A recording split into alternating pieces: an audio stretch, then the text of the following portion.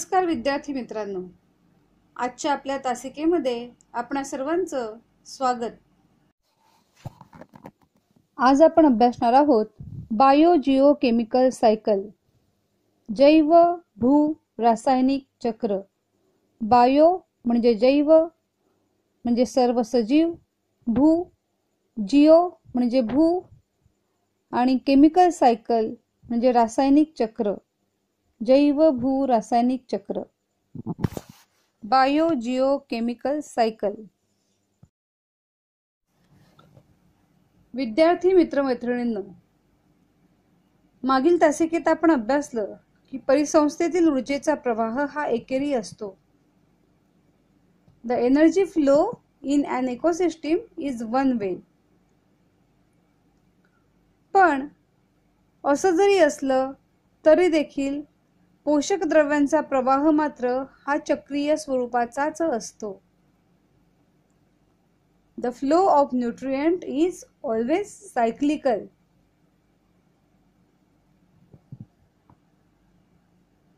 All organisms need nutrients for their growth. सर्व सजीवांना वाढीसाठी विविध पोषक द्रव्यांची आवश्यकता असते.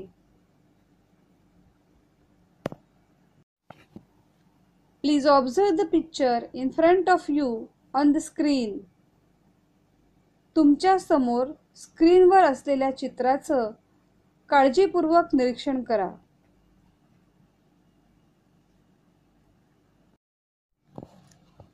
From the figure, try to explain the biogeochemical cycle in your own words. आकृतीचा अभ्यास करून त्यातील जैवभू रासायनिक चक्र स्वतःच्या शब्दात स्पष्ट करा.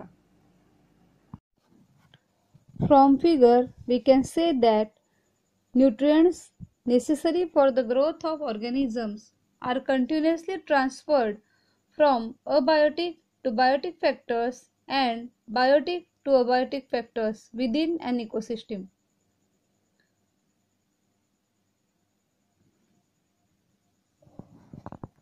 We can also conclude that this cycle operates continuously through the medium of biosphere formed by the lithosphere, atmosphere and hydrosphere. आकृतीवरून आपण असे म्हणू शकतो की सजीवांच्या वाढीसाठी आवश्यक असणाऱ्या पोषक द्रव्यांचे जैविक घटकांकडून अजैविक घटकांकडे आणि अजैविक घटकांकडून जैविक घटकांकडे अशा पद्धतीने रूपांतरण होत असते. शिलावरण, वातावरण, जलावरण मिळून तयार झालेले जीवावरण यांच्या माध्यमातून हे चक्र सातत्याने अविरतपणे चालू असते.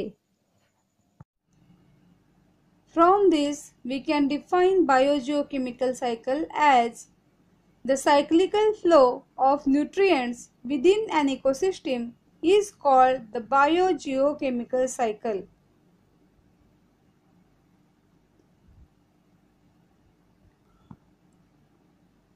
यावरून जैवभू रासायनिक चक्रांची व्याख्या आपण अशा पद्धतीने करू शकतो. पोषण द्रव्यांच्या परिसंस्थेतील चक्रीय स्वरूपातील प्रवाहाला जैव भू रासायनिक चक्र असे म्हणतात. आपला पुढील मुद्दा आहे जैव भू रासायनिक चक्राचे प्रकार. Types of biogeochemical cycles. There are two types of biogeochemical cycles. First one is gaseous cycle म्हणजेच वायू चक्र, and the second one is sedimentary cycle म्हणजेच अवसादन किंवा भूचक्र. An accumulation of the main abiotic gaseous nutrient materials is found in the earth atmosphere, and this is the gaseous cycle. It includes nitrogen, oxygen, carbon dioxide, water vapors and others. मुख्य अजैविक वायुरूप पोषक द्रव्यांचे संचयन पृथ्वीच्या वातावरणात आढळते. यांच्या चक्रीय प्रवाहालाच वायुचक्र असे म्हणतात. नायट्रोजन, ऑक्सिजन, कार्बन डायऑक्साईड, बाष्प इत्यादींच्या चक्राचा यामध्ये समावेश होतो. While an accumulation of the main abiotic nutrient materials is found in the soil, sediment and sedimentary rocks, etc. of the earth, and their cyclic flow is called as sedimentary cycle.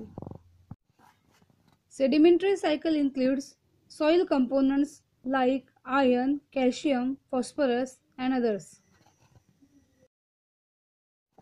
मुख्य अजैविक पोषक द्रव्यांचे संचयन पृथ्वीवरील मृदा, अवसाद आणि अवसादी खडकांमध्ये आढळते.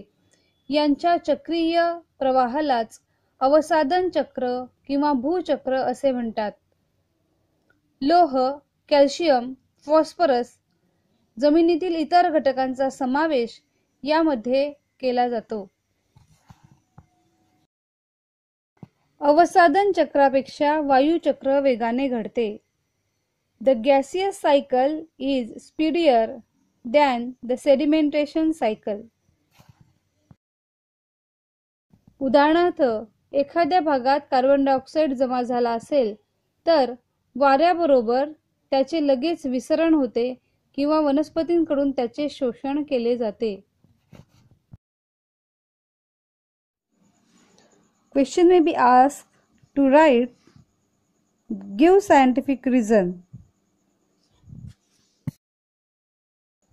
The cycle of gases and the sedimentary cycle cannot be completely separated from each other.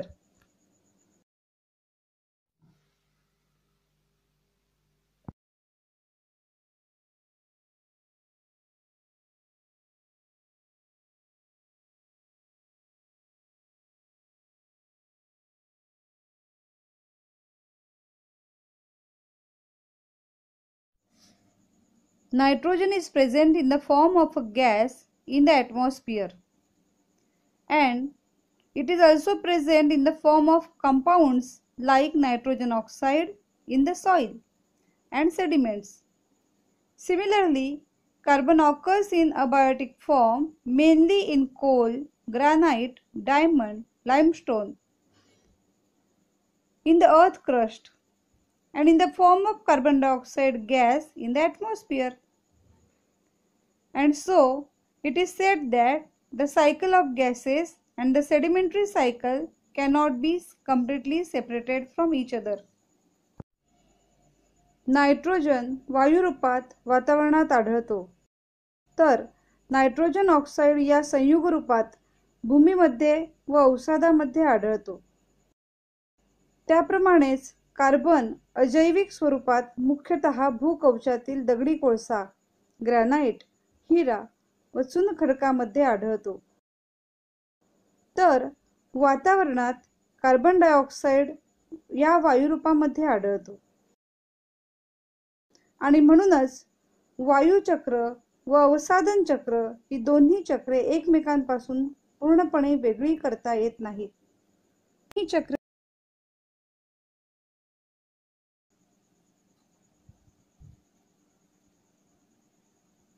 प्रश्न विचारला जाऊ शकतो.